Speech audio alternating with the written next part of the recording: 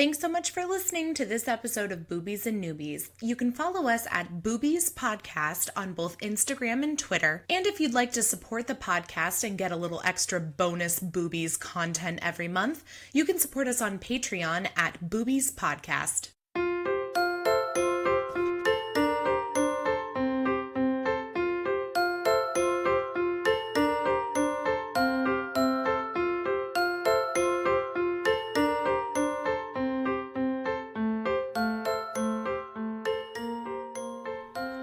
Welcome to Boobies and Newbies, the podcast that asks novice romance readers to think outside the dick in a box and brave the unbridled world of erotica.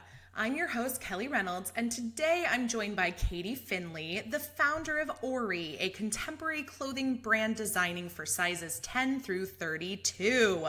Welcome, Katie. Hi, thrilled to be here. Yeah, me too. And I'm actually thrilled to be here wearing one of your tops. Oh my gosh, it looks amazing. And to be clear, I'm wearing one of Ori's tops. I didn't jack a top from Katie's Although I would have been down. Wardrobe. Scary to scary. Yeah, no, it's awesome. Okay, so I met you. We discussed this earlier today. We met like about a year ago. We met a year ago. When Ori was first launching, Yes. and here we are a year later. Which is insane. I know, but that's so exciting. Like, you launched your own business, and first of all, everybody should be supporting more female-driven businesses. Well, what? Duh. And you made it a year. I feel like is it like marriage where it's like the first year is like the hardest? I don't know.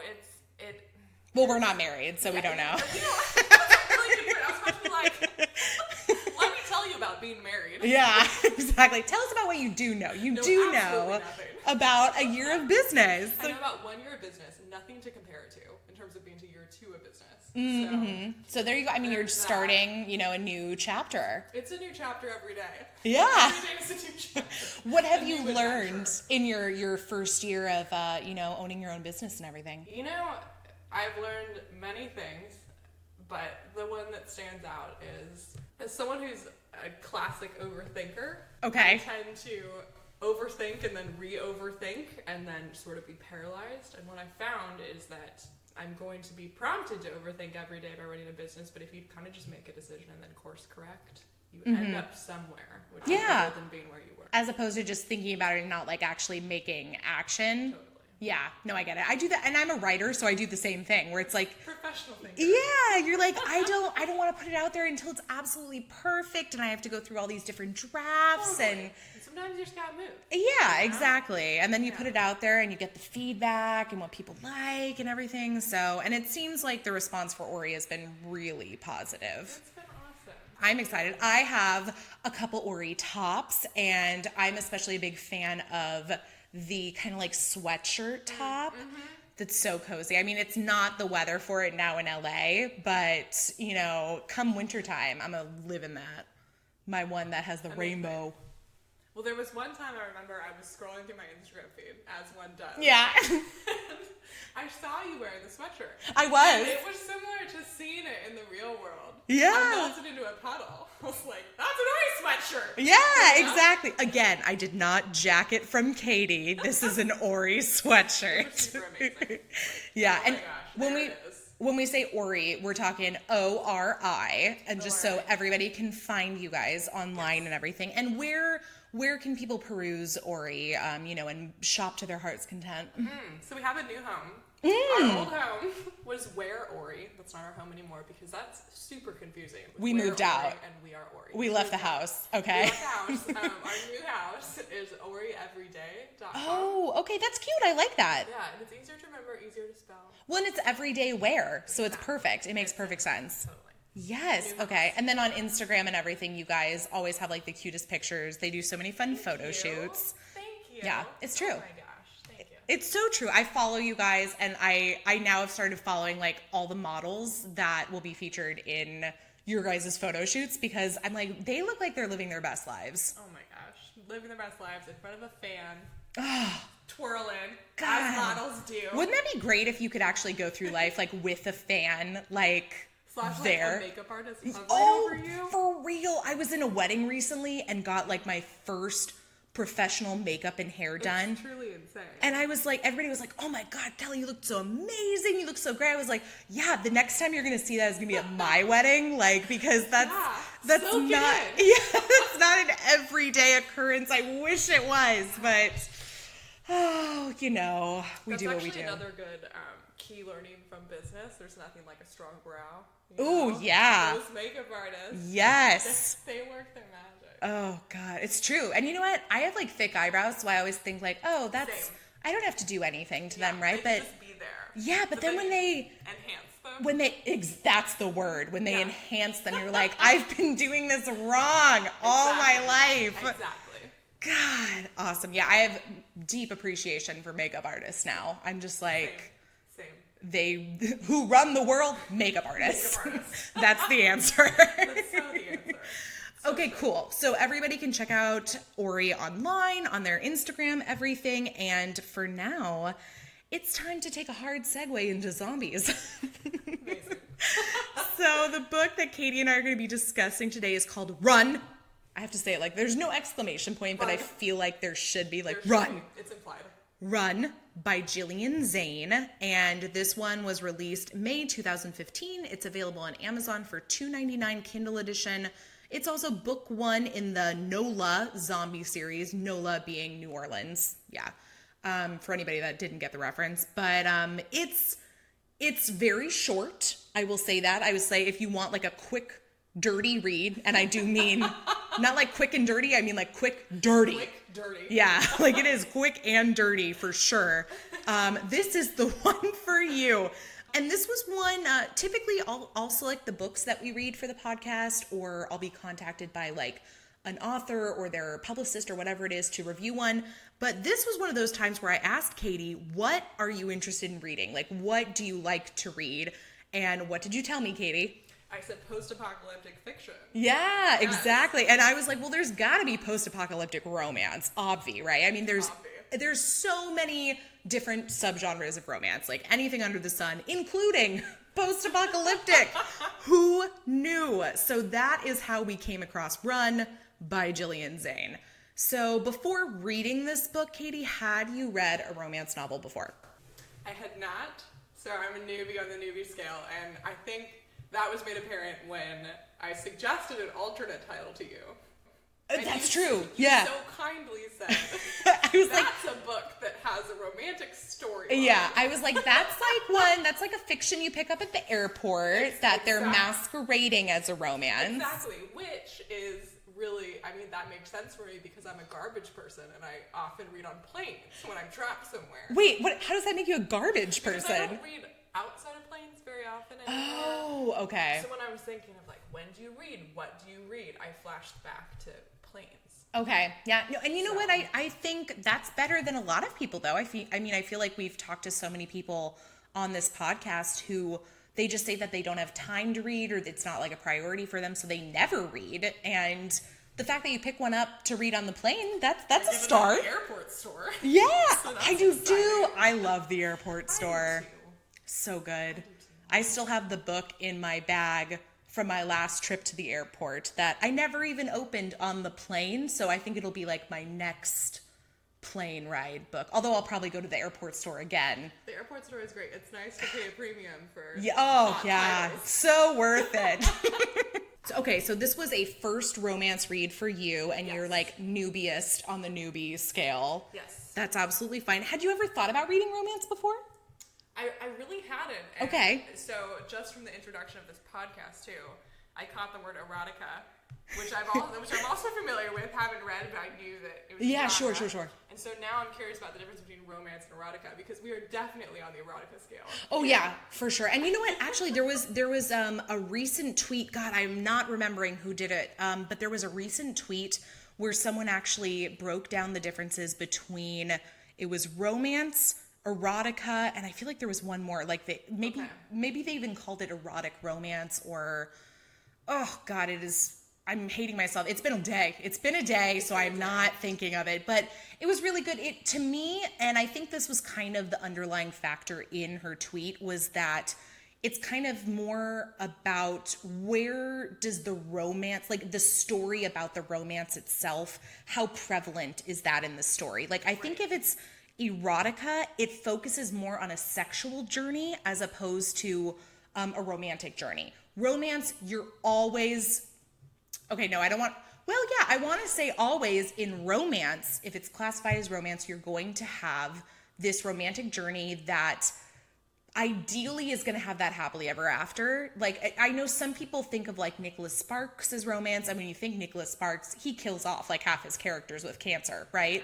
But it is still a romantic storyline. Like, it's yes, for sure. And I think that's kind of why I don't think of Nicholas Sparks as romance, is because I think of like romance as ending with this happy ending, these two people being together.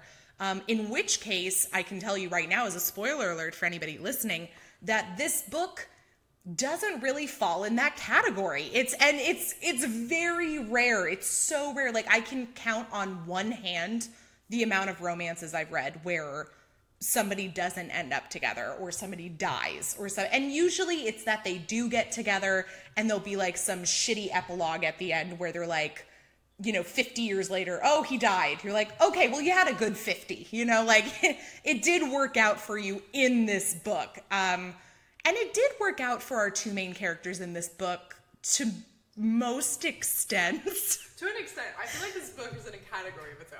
Yeah, it's its own thing. Like, I think if I was going to categorize it, I would say it is much more of an erotica or an erotic romance. Like, it's not what I would consider just straight up romance. Like, there's a lot more sex. There is a lot more sex in the story. Heavy-handed. I think there's a lot more than this story needs. Like if you were to take the ratio, and keep in mind, I want to say, I don't know if they classify it as a novella, but it is just as much, if not more, sex than there are pages without sex. So if you're looking for one of those, like, what we call one-handed reads, this might be the one for you. This is it. If you dance at all, it's just... That's true. It's true. You just soak it in. So before we get going on the story itself, let me give everyone the brief Amazon synopsis just so everyone is caught up with this. And it goes a little something like this. Zombies are on the loose in New Orleans, and of all the end-of-the-world scenarios, Alexis Winter wasn't prepared for this one. But an apocalypse is an apocalypse, and she should have this covered. She has been prepping for the last 3 years. The problem is location and timing. She's stuck downtown, and she has to get to her house on the outskirts of the city so she can get her supplies and bug in. And then in parentheses, for the non-preppers, this means hole up and stay safe. Okay, I have to pause. Like, this is paragraph 1 of like 4 of the synopsis, and I want to know why I'm getting like a vocabulary lesson in like the synopsis for a romance. It's so reflective of the book itself, though. Yeah, that's true. That's true, because the more I have lots of things to say about our main character Alexis and her quote unquote prepping. So many things. But first, carrying on. Agreeing to work on a Saturday is now coming back to bite her on the ass big time. Hopefully it won't be a literal bite by the Walking Dead. Luck favors the prepared, and as luck would have it, it comes in the form of the ridiculously hot Blake Miller. What a name. Can we just take one brief break here, too, to say that the synopsis is almost as long as the book. Yeah, it's almost very... like more exposition. Yeah, like this is literally setting up the entire like first half of the story right here. Blake Miller. Former military man, current mercenary. Blake Miller, the man with the plan. His goal, steal a boat and trek up the Mississippi until they find safety. Alexis thinks that this is a great plan, and she decides to team up with Blake. I feel like every time you say Blake, it's got to be Blake Miller. Blake Miller. Like Blake Miller, P.I. Blake Miller. Blake Miller, Daily News. The two team up in unexpected ways as they find that they can't keep their hands off of each other, even when the world is falling down around them. Can Alexis and Blake survive the end of the world? And if they do make it through the night, find a place that is safe and secure? Can their newfound attraction lead them down the road to love or heartbreak? Zombies, sex, romance, and carnage. You can't get any better than this. Be warned, there will be monsters, living and dead. There will be very intense sex scenes, and there will be 3 books in the series. I do love that they did put that in this. I don't think I caught that. I must have skimmed it the first time. Well, and I didn't either, but even so, you're not familiar with this, but in romance, like, many romance are in series, but it's not like this. Like, I can tell everybody right now that this book has an open ending. Like, this is meant to be read, and then you go on to book 2, and then you go on to book 3, and it's all together one complete story. In most romance series, it's more like we would have a romance novel, and then in the next book, somebody that appeared in our book would be falling in love with somebody else. So it's like you exist in the same universe. That's nice. I like that. Yeah, it's like Marvel. Yeah. It's like the Marvel universe, but with love. Yeah, so that is not the case with this, and that is the one thing that I definitely think people should be forewarned about. Like, if that's your thing, if you want to keep going and keep reading and, like, fall in love with all these characters and have, you know, your own little Game of Thrones saga, but with zombies, go ahead. Like, NOLA is for you. Yes. So let's start at the beginning. Let's start with some of our characters. So what are our thoughts on Alexis, especially at the beginning of the book? Well, so the beginning was what I noted down to talk about. Oh, good.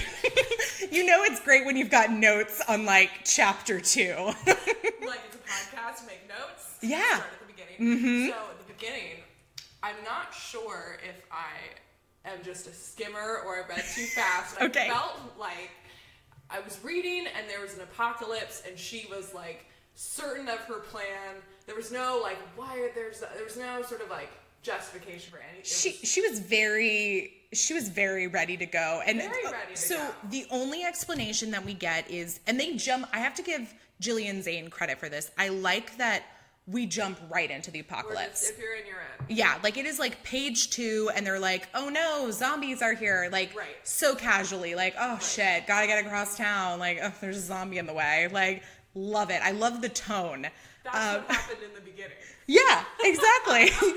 And she, the only explanation we get, because I had the same question, I was like, why is this bitch so ready for this to happen? And the one thing they give you is that her parents and their family, they were affected by Hurricane Katrina. Right.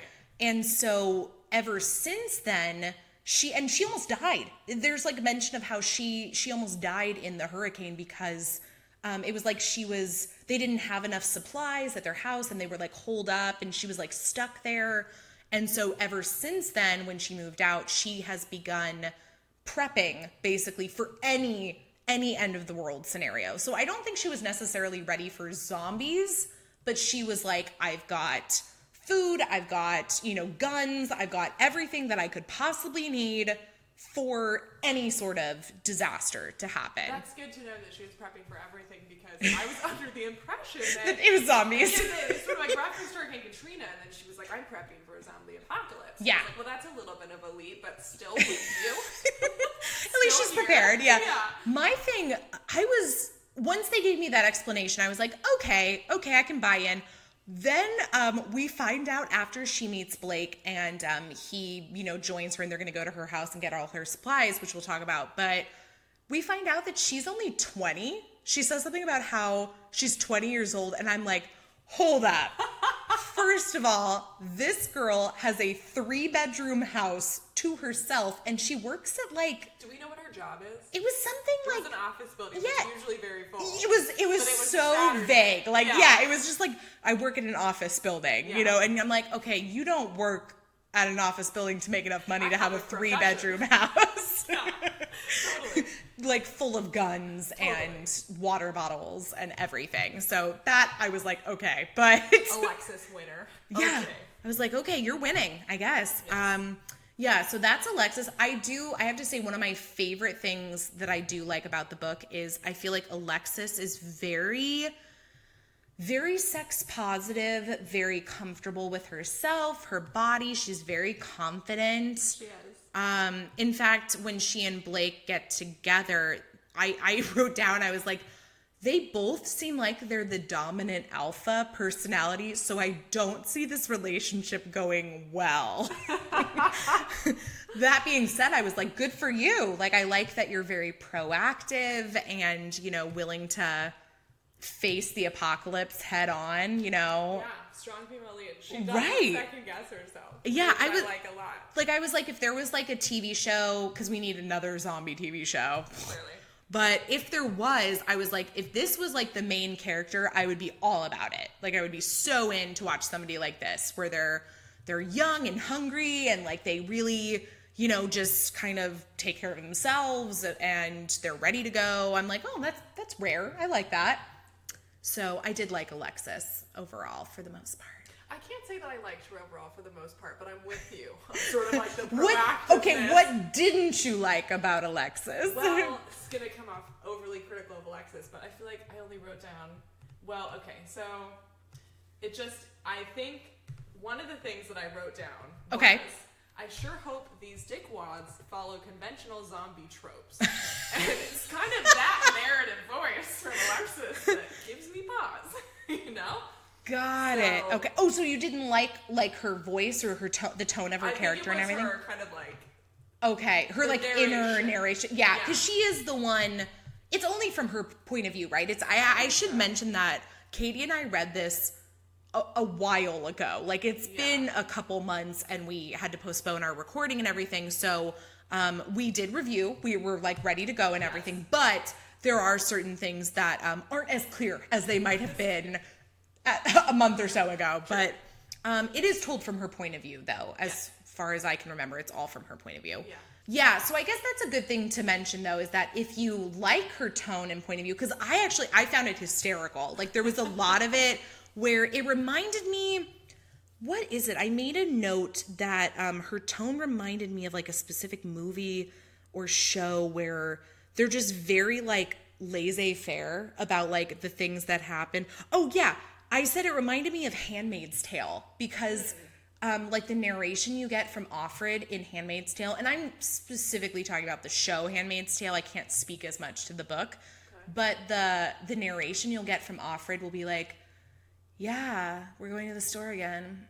Fucking mangoes. Like, you know, it's so just like, oh, like the line I circled it on was, why, of all things, a fucking zombie apocalypse? I whispered as I made my way down the next flight of stairs. Like, so I mean, I thought it was funny. Her voice in my head. Yeah. Oh, you know what? I even did circle, shit, I sure hope these dickwads follow conventional zombie tropes.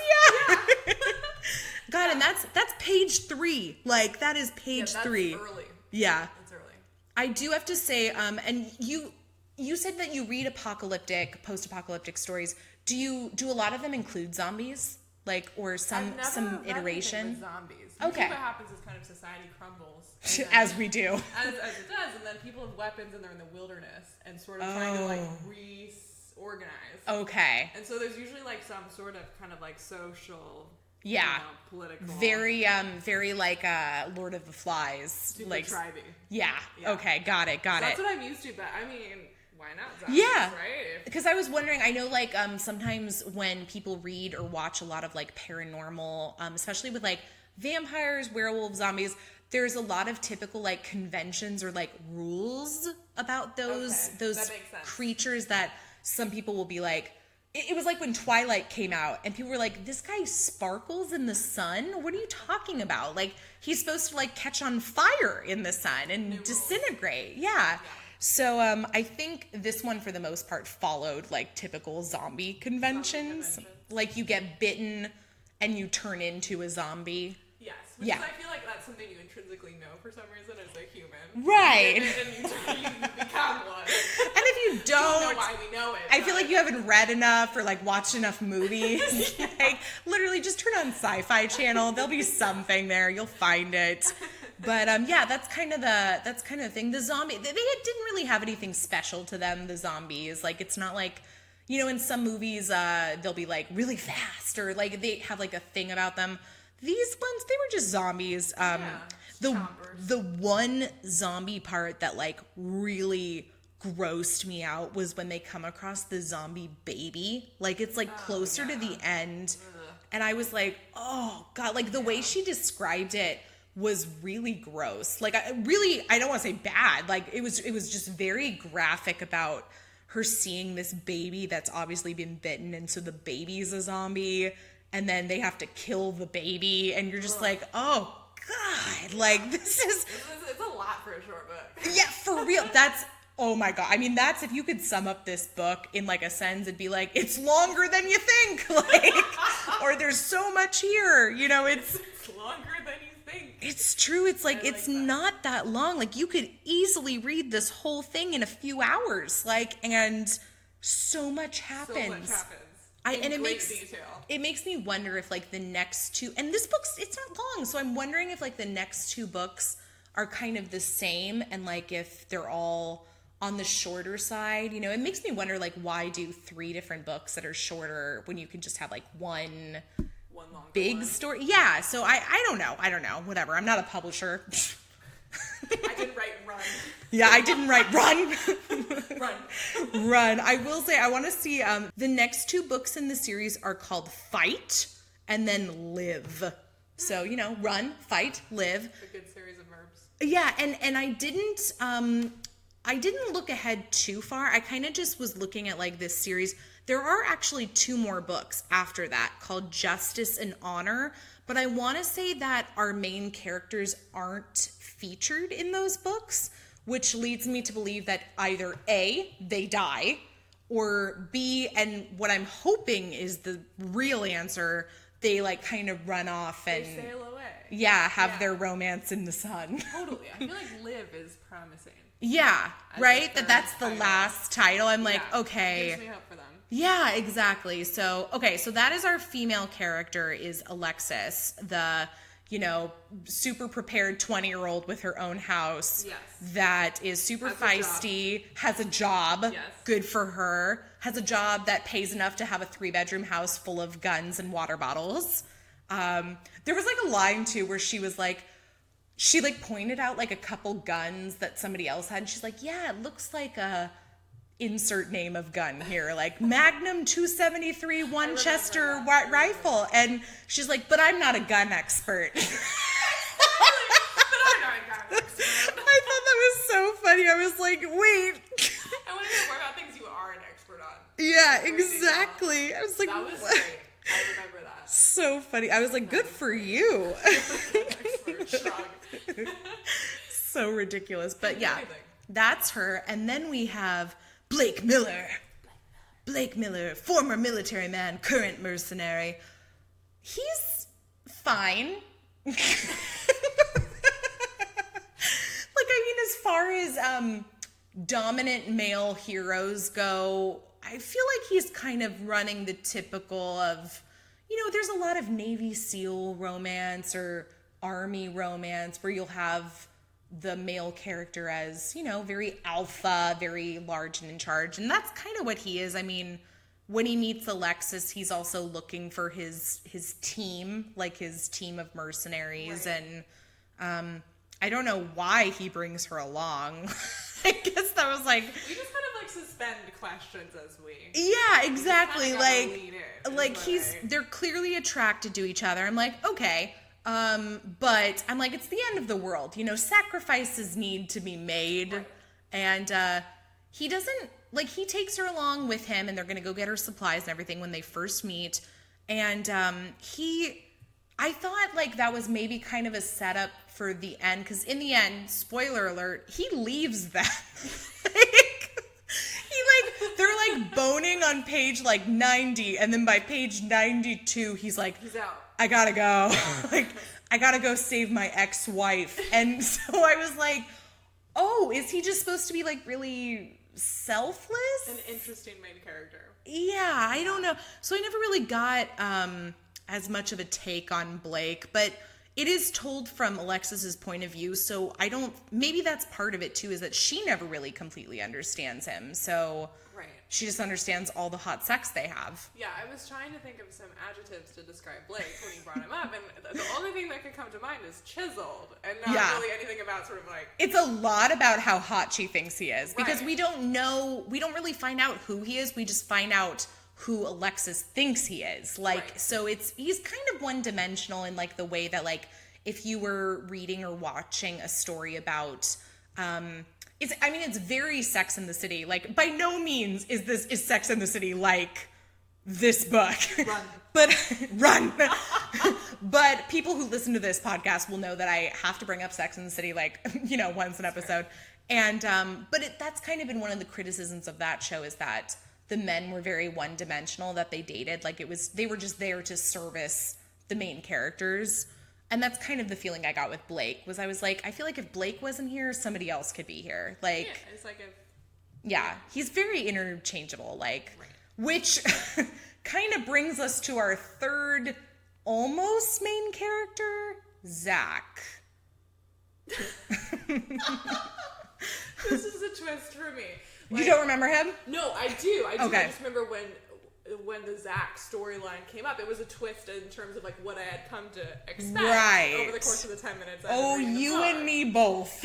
I just, Yeah. So I kind of read some of the synopses for the future books, and from the way the like last third of this story goes, it kind of sets up the idea that maybe Zach is going to be in a relationship with Alexis. Maybe he's going to be in a relationship with Alexis and Blake. Like, I was kind of getting sort of like a polyamorous, like threesome kind of vibe, but I'm not sure, because the minute it starts, it's over. So Exactly. That was the most interesting thing to me about the Zach storyline, is that as uncomfortable as he made me as a reader, which we can get into. Oh, yeah. Just so uncomfortable, Zach, is the love triangle was like an interesting storyline for me. Like yeah. The question mark of a triangle. Right. And this is at the very end of the book when you've been searching for a story, and at the very end they're like, here's one, and then the book ends, and you're like, oh, okay, so I get it. Now I see why people would pick up book number 2, is because they want to see what happens next. Yeah, and my assumption is that if Blake leaves, Alexis is probably going to start some sort of relationship with Zach, and then Blake will come back at some point, and it's like maybe picking between the two, or like, do we all be together? Because there was definitely, when Zach comes into the story, he joins Blake and Alexis and their whole little like army team, and they're going to like an island. That's where they're going to go like hole up. Is we have to get our stuff, we have to find our people, and we have to get to this island and hide there. And there's like a wind turbine and like all this stuff. There's and a lot happening. I'm like, okay, if you're gonna make like a compound to fight the zombies, this seems like a good place to do it. Yeah. And so when they finally all meet up, Blake and Alexis are still boning because they can't go like 3 pages without doing it. Like, they'll like find the house. We went in and had sex. We had a meeting. Then we went upstairs and had more sex. Like, and just to pause on that, this is one of the first things I asked Kelly before we started. Are all of them like this? That was Katie's first question when I sat down, was, so are all romance novels like this? Affronted by this book. Yeah, and I was like, I don't know if that's like if that's a good thing or a bad thing. So, but Zach watches Blake and Alexis have sex. Blake and Alexis are very aware of the fact that it's happening. They all kind of get off on it, and then that's that. And then we move on with the story. And then we move with what story? So fair, but we move like up or down the river, like kind of like end scene onward. That's kind of the thing about this book, and that's my opinion of this one in overall, is that it's not a complete story, which makes sense because it's not a complete story. I mean, it's part of a series. But what we're discovering in real time is that it's a really good setup. Right, exactly. I mean, that's really what it feels. It almost feels like if like an author wrote a story and then they had a whole series. There were like, 3 books in the series. And then they're like, I'm going to go back and I'm going to tell the prologue origin story that like led up to when book one began. Yeah. And that's what this feels like, is it's very short and it, you know, sets up who these people are and they get to the island and then Blake leaves and she's left there. And literally the last line of the book is like, you asshole, like, I can't believe you would leave me here. She tells him she loves him and he leaves because he has to go save his ex-wife in Texas. And you're like, okay, great. But now we have a story. Yeah, exactly. Yeah. So it feels like where it ends is like where it's going to begin. Right. Like that's where the real meat of the story is going to start. Yes. I mean, it might not. Like, we didn't read book 2. I didn't. Did you read book 2? No, I didn't. I know. See, part of me wants to, just to know what happens next. Like, it definitely, I'll give Gillian Zane credit. It leaves you with questions where you're like, ooh, I kind of feel like I need to read just to see what happens. A little bit, yeah. Yeah. But maybe just not quite enough for Yeah, exactly. I'm like, there's other books. I'm like, there's other books that I'm like, I'm more invested in that than kind of finding out what happens to these people. But It kind of reminds me of, you don't read romance, but did you read 50 Shades of Grey? I didn't. Okay. Did you see that movie? No. Okay, never mind. I did see the trailer though. So well, there you go. That's enough. But I basically, when I read 50 Shades of Grey, the first book in the series, the only reason I went on to read the rest of the series, because the writing is not the best, but the only reason I went on is I was like, I want to know what's up with this guy. Like, I want to know what's haunting him. Like, why is he the way he is? And that's basically what you find out in like book 2. And then book 3 is garbage because nothing happens. It turns into like a thriller and you're like, wait, what? Watch the trailer for that. You'll be very confused. Watch the trailer for number 3. Yeah, it's true. Like if you watched all the trailers for 50 Shades series, by the time you get to the third one, you'll be like, wait. Huh? Is this the same series? Like, I don't understand what happened. It's kind of like they just got bored and they're like, you know what? The romance was fun, but let's have a stalker chase scene happen. Like, oh, goodness. Oh, yeah, that's what this was missing. Naturally. But anyway, it actually, now that I think about it, this one actually does have a very similar ending to 50 Shades of Grey. Because, like, spoiler, if you haven't read it, Katie, I don't want to give away all the magic here. But in 50 Shades of Grey, they have, like, this relationship. And then at the end of the story, they, like, part ways. Because she's like, I can't do this anymore. You're basically just hurting me. Like, you don't love me. I love you. And that's really kind of how this book ends. How it ends? The first book. Like, because then in book 2, after, like, 10 pages, they're back together. You're like, oh, wow, okay. But, quick question. So is 50 Shades of Grey a romance or erotica or both? Great question. I think I'd love to ask the author and publisher and everyone who's read it that question too, because I'm not sure either. 50 Shades is one of those ones that we do talk about, in that we reference it as kind of getting a lot of people who didn't necessarily read romance before to then start reading romance. Okay.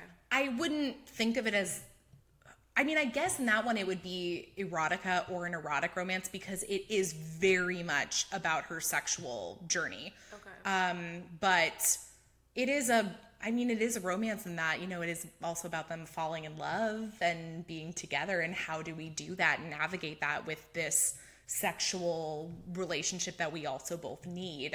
So, yeah. I don't know. I could teach a whole fucking class on 50 Shades of Grey and still not have the answers. So fair. Oh, God. But anyway, run.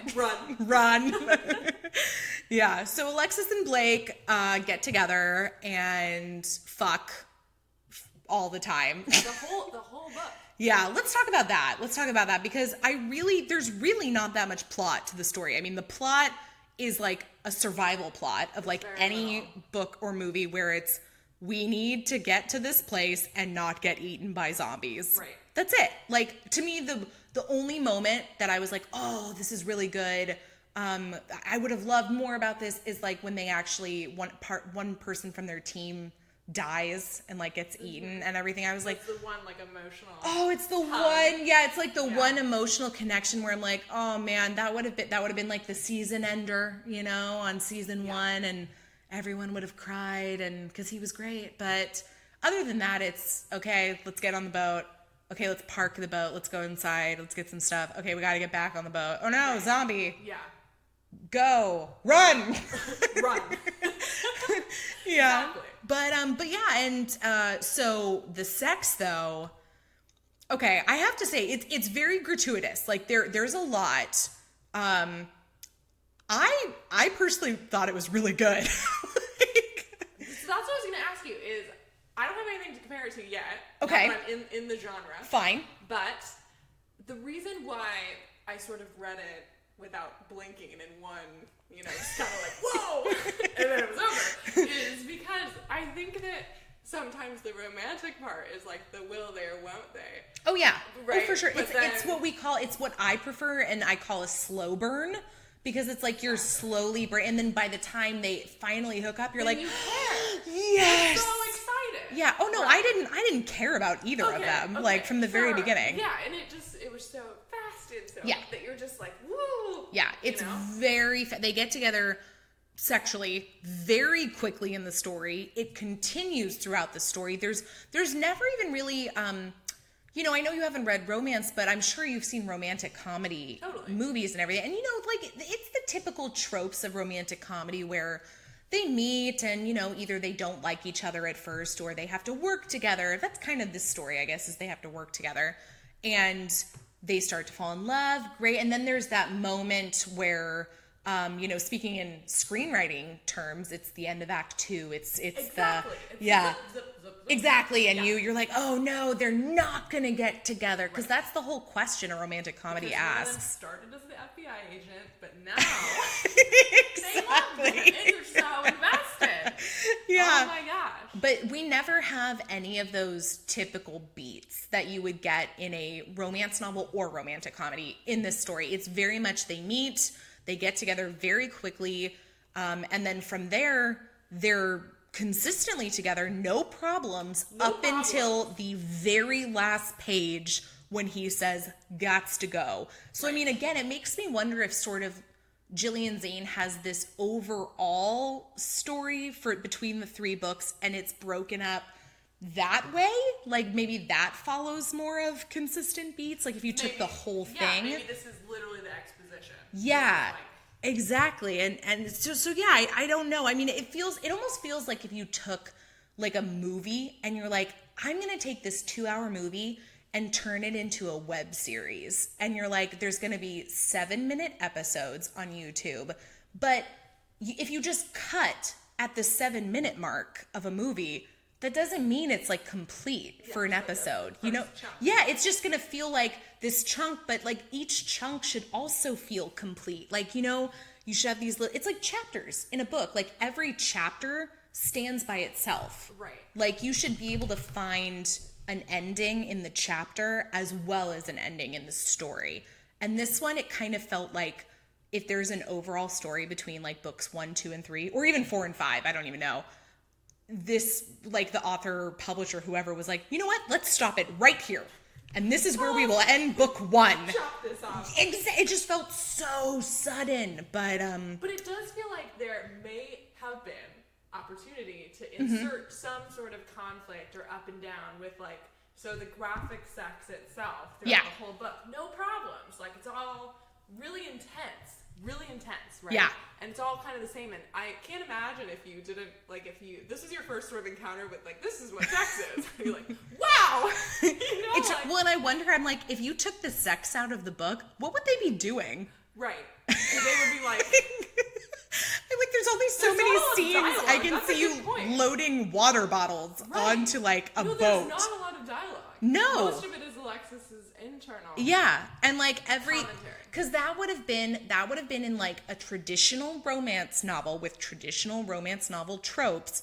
Those would have been the moments where they're getting to know one another, or you know, they have a romantic encounter. You know, like they do something together. Yeah. We don't get that in this. It's very much zombies, sex, zombies, sex, zombies, sex. Like, it's very much just broken down into, we do something for the plot, we do something for sex. Like, and that's, and again, like, the sex is, it's very graphic, and it's pretty hot. I mean, especially if that's, you know, what you want. And it's varied. There's a lot of variety. I happen to personally love, and don't think there are enough of, mutual masturbation scenes. And there's a great one in this one. Yes. Before they have anal. And although they don't mention lube, so I was very upset. Like, anytime they don't mention lube or condoms, I'm like, stop it. So, yeah, I did write "Where's the lube" in one scene. But, yeah, we've got voyeurism. I think there's shower sex at least once. In fact, it was during a scene where they were supposed to be loading supplies onto the boat or the truck or whatever, and then after doing so, they're like, okay, well, let's just stay here in the apartment for the night, and then they have lots of sex, and I'm like, wait, we don't have time for a shower. Like, you need to go. We need to run. Yeah, you need to leave. It's so interesting, even right now. I think I read it through in one fell swoop, and it was just, like, alarmed, but even now, talking about it, it's like, you know, I'm, you know, in theory, like, a very cool with it person. But even talking about it, I'm like, yeah, a little bit, ooh. Yeah. It was a lot. It was a lot. It was a lot. It definitely, it's a weird balance. Like, it's a weird balance in the book. Well, there's no balance. There isn't. It's not a balance. It's not a weird balance. Yeah. So, but I mean, again, one-handed read. If you just want, you know, some hotsy-totsy times and with a little bit of zombies sprinkled in. Don't read this though thinking, yes, zombie apocalypse book. Like, right, a journey. Yeah, it's not The Walking Dead. It's Sex and the City walking in the dead. Like, or something. Or something. So that's that. What else? What were some maybe things that we haven't touched on that weren't perhaps your favorite in the book? You know, I think one kind of interesting plot point is that Blake has the ex-wife. Mm-hmm. Right? Blake Miller. P.I. P.I. Mercenary for hire. Blake Miller. So he has an ex-wife, and we don't really get a read on kind of like where she is or what she's doing. No. But Alexis kind of is sort of like, leave her to the zombies. I didn't love that. If I wasn't on board at that point. See, and I was the opposite. I was like, yeah, leave her to the zombie. Like, I was like, I'm sorry. When it comes You're to like, she's not a character. We don't have room. Well, and maybe this is just me thinking if there ever was a zombie apocalypse, I would call my family. I would, you know, gather whoever's near me. Yeah, get the dog for sure. Absolutely. That's number one. Yeah.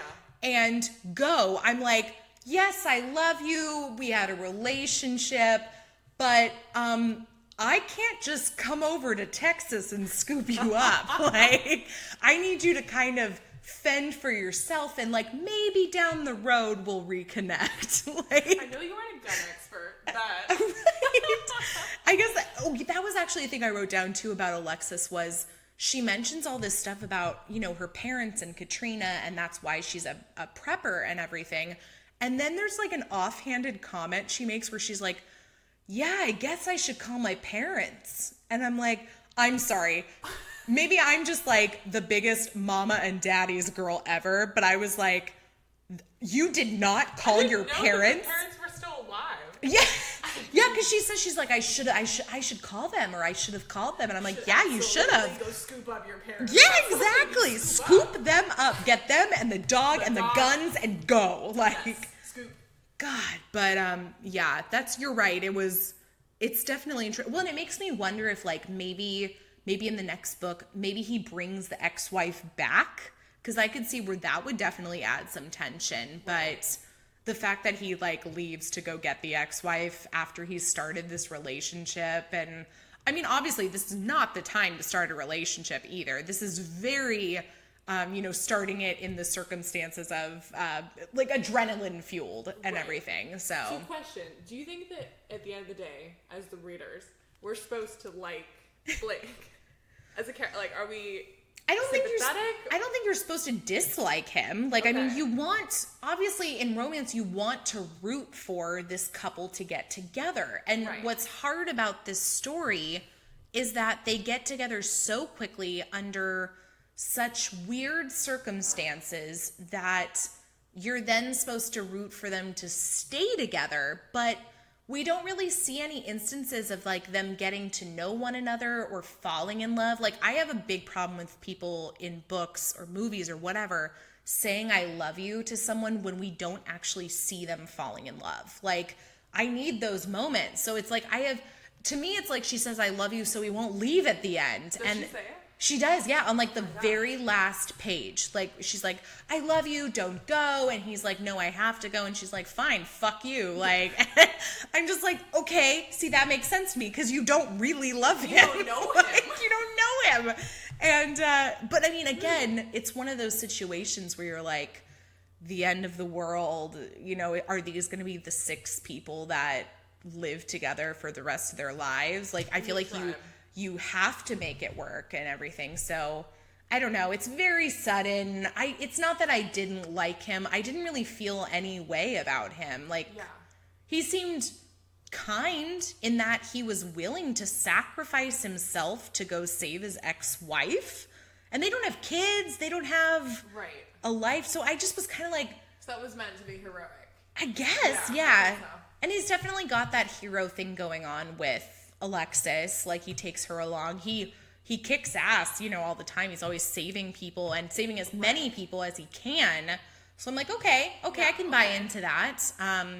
Zachary, we don't know as much. We don't really see him as much until the end of the story when he watches them fuck and jerks off. And you're like, oh, okay, sure. It's going to be that kind of play. Yeah, and then but then Blake says something like, oh, yeah, we used to do this in college. Like, we were roommates. I'd leave the door open.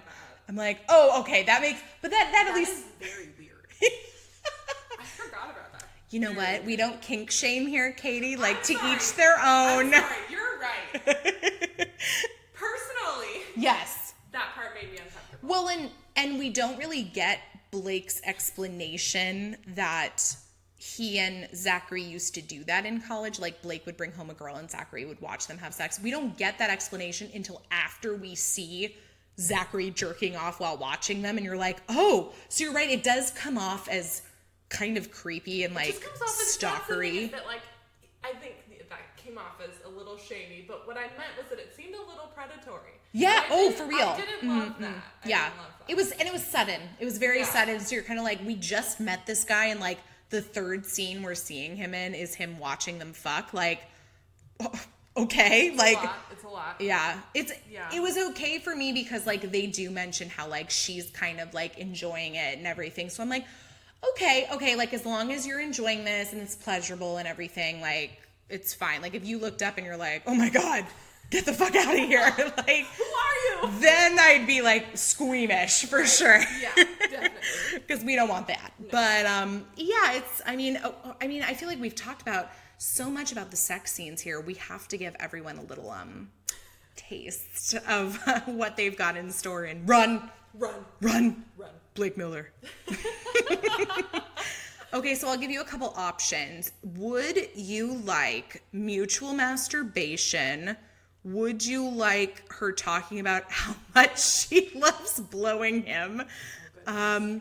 There's the scene where he flips her around and is like, sit on my face. She talks about being dominated. There's what's his face watching them. God, see, that's only like, that's a taste of how many are in this. Like, that's not even all the scenes. Let's do this one because she uses a word that I love and I'm going to incorporate into my my vocabulary now. Here we go. I wanted him inside me any way I could get him. I reached for the button of his jeans and yanked him toward me, unzipping, then reaching in and pulling him out. He was glorious. hard as steel, and he was the perfect length, not too big, not too small. I felt like Goldilocks marveling in his perfection. I slid to my knees in front of him. The taste of him was divine. I loved sucking dick. I felt like such a slut when I thought about it, but it was hot. I loved the feel of dick in my mouth and the noises men make as I suck them off. Blake didn't disappoint. Okay, that wasn't the one I was planning for. She uses the term Goldie Cox. Like, when she's talking about, like, not too big, not too small. I felt like Goldie Cox. Like, I was like, yeah, good one. Okay. I do like her talking about how much she loves going down on him. I'm like, okay, like, I like the way you justify this. We have to also, I want to give the mutual masturbation scene because we need more. I began circling my clit with 2 fingers, the usual way I started my solo sexual adventures. It did feel good, even though I would rather Blake's fingers. I turned on the vibrator with my left hand, a trick I had perfected with a few tries when I first got it. Then I maneuvered the pink phallus to my entrance. Because I was so wet, it went in easily, and I couldn't help the moan that slipped from my mouth. I looked up and met Blake's heated gaze. My walls clenched around the vibrator just from the look he directed at me. His hand moved to his shaft, stroking it.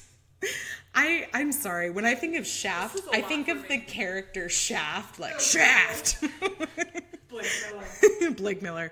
That's enough. There at one point he like rips the vibrator like out of her and he's like, I couldn't wait anymore. And he like pulls it out and like jumps in himself. I'm like, okay. So there you go. That's a little something. Do you want to grace us with a reading? I think I'm good. Yeah. That's the book. That's the book. That really is the book. I mean, honestly, we are not exaggerating when we say you can't go like 5 pages without a sex. Like after the first time they have sex, they don't stop. They do not stop. And part of me is really excited, but it's almost like when you see it so much, you get bored. You're just kind of like, oh. That's what it was. It was kind of like a skim. Yeah. Skim a little bit. Yeah. It's like, that there's something wrong when like you want to skip the sex scenes in a romance novel. You're sort of like, right. You're like, where's the next plot point? Yeah, like, oh, they're doing it again. Yeah. Great. Again.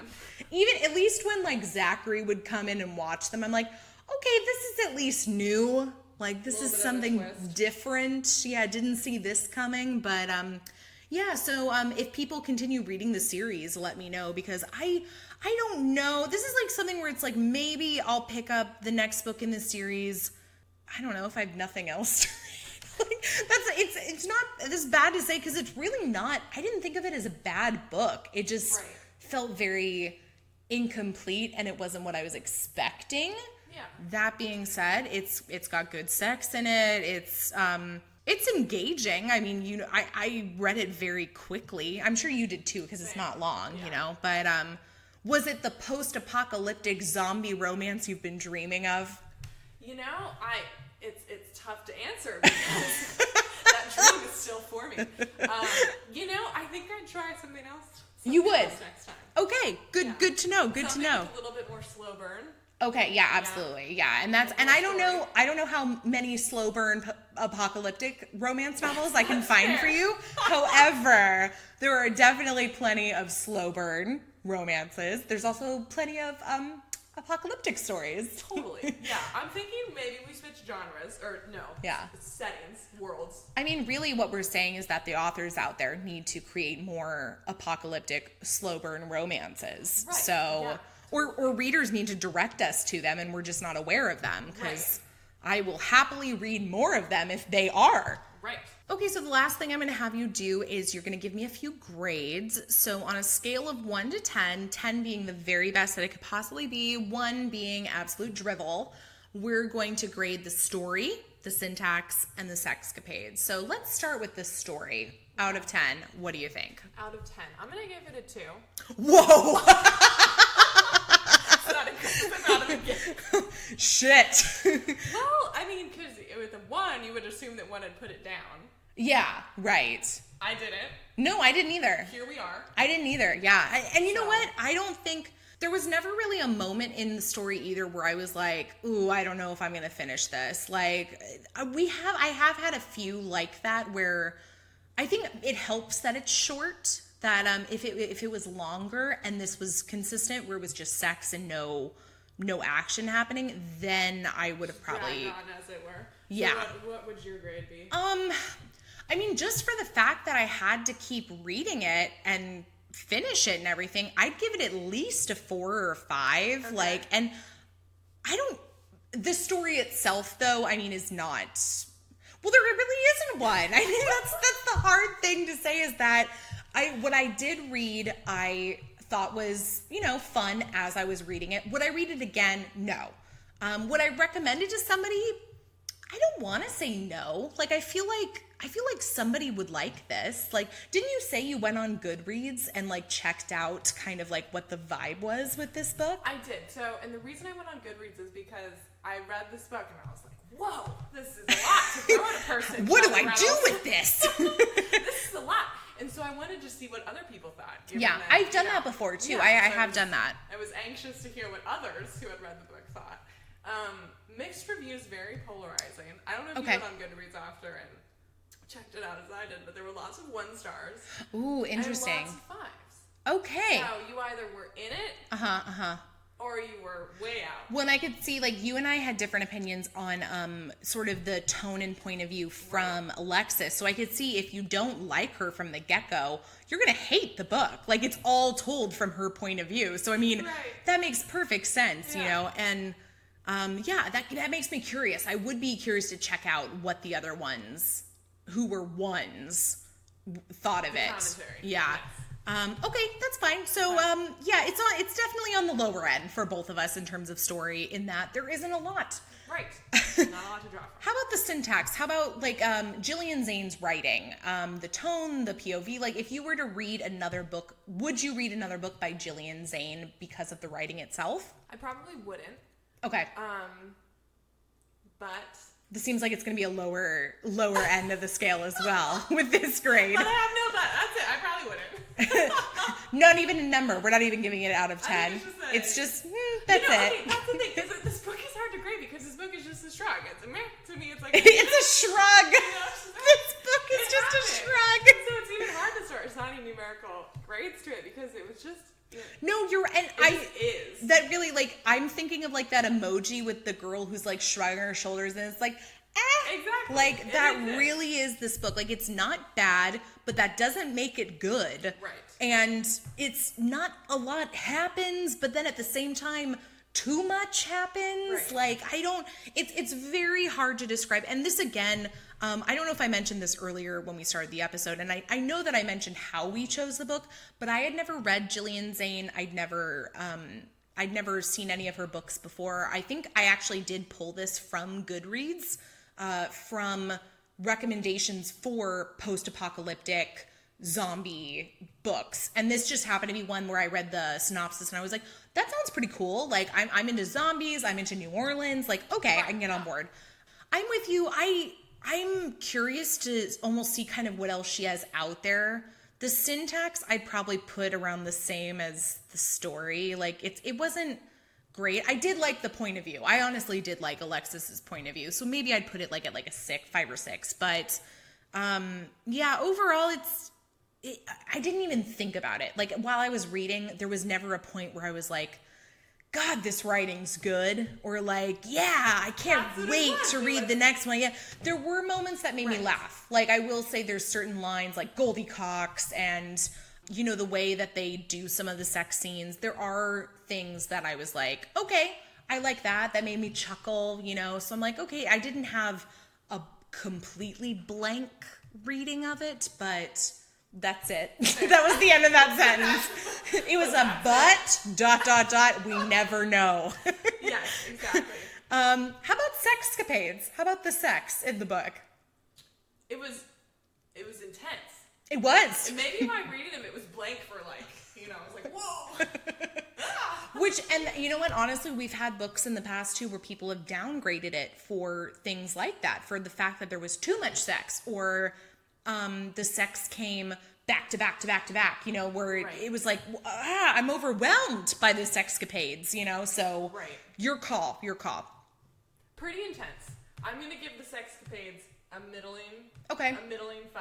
A middling 5.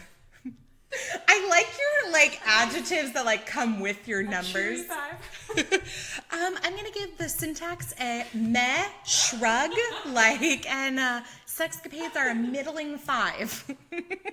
It's true, I guess a 5 is it's getting redundant. Yeah. You know, it's just that the other thing about the sexcapades is that they were intense. Mm-hmm, There were a lot of them. So that kind of pushed me to skim a little. Yeah. I was kind of like, let's get through this. And Let's go to the next one. And it was also just very, like, I don't know if they're also just vivid. Like, very in your face. Yeah, very in your face. Yeah, that's... Very graphic, very visual.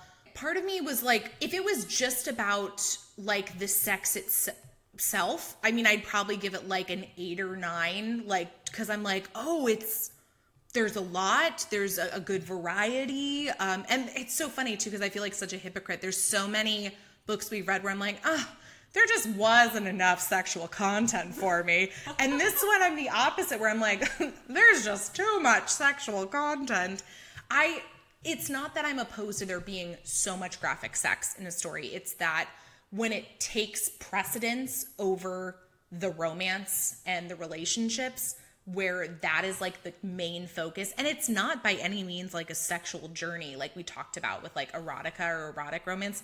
It's not about her discovering her body. There's no conflict. It's all No, just like, exactly. Yeah, over and over and over. And Like the conflict is that there's zombies outside, but Right. it's But the not zombies aren't direct. even threatening. Yeah, it's just them in the background. So yeah, I mean, I'll have to bring it down. I'd probably give it a middling 5. A middling 5, maybe a 6. It's a lot. It's too much, like, for the length of a story like this. It's so much. Like, that being said, again, I like variety. This book has it. So here we are at a 5. yeah, mutual masturbation scene, 10. Like, I'm all about it. Bringing toys in the bedroom, 10. Love it. But yeah, overall, middling 5. Middling 5. That sounds British, doesn't it? It does. Middling 5. Middling 5. Yes. Blake Miller. Super not British. Not British. Super American. Not British at all. Oh gosh. Okay, cool. Well, that being said, you know, I know that this probably wasn't perhaps the greatest romance to at least start your romantic journey with. Sure. But I mean, were you happy with the overall experience, or are you like, oh God, this has ruined me for romance for life? Definitely hasn't ruined me for romance for life. The book Fabulous. did just generally, I felt a little uncomfortable when I was reading it. It just was a lot, but to start with. But it gave me hope that potentially there is a slow burn with longing gazes in my future. It's just not this book. Which is more my speed. Great. Yeah, perfect. See, and had you said longing gazes when we decided on the book, I wouldn't So have picked fair. Run. Like, Run. This does not say longing gazes. So Oh, fair. so really, you have yourself to blame. Absolutely. You and Blake Miller. Run. Absolutely. Well, we will definitely then have to hook you up with more romance. And I honestly feel like if you're looking for the longing gazes and the slow burn, you might actually enjoy a historical romance. I was about to say, I'm feeling like bodices Yes. are involved. Yes, with so longing many gazes. bodices. Something forbidden. They might be attached to bodies, Yeah. you know, not just the bodice. That's so fair. But yeah, well, good. I'm so glad then that, you know, this is, you know, open your eyes to maybe a new genre that we'll give a shot with longing gazes. What's your favorite genre? Of Within romance? Sorry, I'm saying genre. I'm misusing the word, but Yeah, favorite subgenre, flavor. subgenre. My favorite, I mean, I generally tend to gravitate towards contemporary in general, Okay. which again is, it's like saying fiction or nonfiction. It's, do you like contemporary or historical? I like contemporary better, I think, just because it's a lot more of people that could be me. That could be people I know. You know, I could be that girl falling in love with the guy that renovates her house. Totally. I'd have to get a house. But that being said, start some renovations. Right. Yeah, that's like a whole thing is like home renovation romance. Like Really? I think it's HGTV and like all the cute ass couples that are on HGTV just like we're like, "Oh my god, we have to read this." And I do. Yeah. That to me sounds like a slow burn because it's like we work together. Yeah, exactly. That's a lot of people like the whole like office romance or like So like Jim and Pam is like yeah, oh, that's for sure. Yeah, that's for sure a thing. Slowest burn. Slowest burn. Yeah, and you know that if they work in an office together, usually at some point they're going to have office sex. It's going to be like they get together and then they like have to bang in the copy room or something. Like, we just can't wait, you know? But yeah, I like contemporary. I am a huge fan of like the bad boy motorcycle romance, like very Sons of Anarchy, like the Motorcycle Club. It's cool. I mean, you have to, when you read those, it's like anything with like an alpha man. So you're going to have like your army, your Navy SEAL, your motorcycle, anything in that realm is going to be very alpha man driven. So it's like you have to kind of, when you go into it, know that you're kind of shitting on feminism a little bit, like just a little, you know, just to be like, yeah, because there's certain, you know, things that if you're reading it from a 2019 perspective, as a woman, you're gonna be like, oh my god, like, why is she letting him talk to her like that, you know? And not even in the bedroom, just like I'm fine with the whole like dominating thing in the bedroom. I'm like, go for it, you know? But it's when you get out of the bedroom and it's, you know, well, you can't, I have to take care of you. Like, I'm the man. Like, I have to do this. It's that I get, it turns me off a little bit, but it's, you know, if you can get past that and just kind of go along with, like, the rest of it, it's okay. But, so I do like the Motorcycle Club. What is it about the Motorcycle Club specifically? Oh, I mean, those are usually the more dirty ones, for sure. Like, because anything where it's, like, a club setting, so, like, sometimes you'll get this with, like, the Army Armed Forces ones too.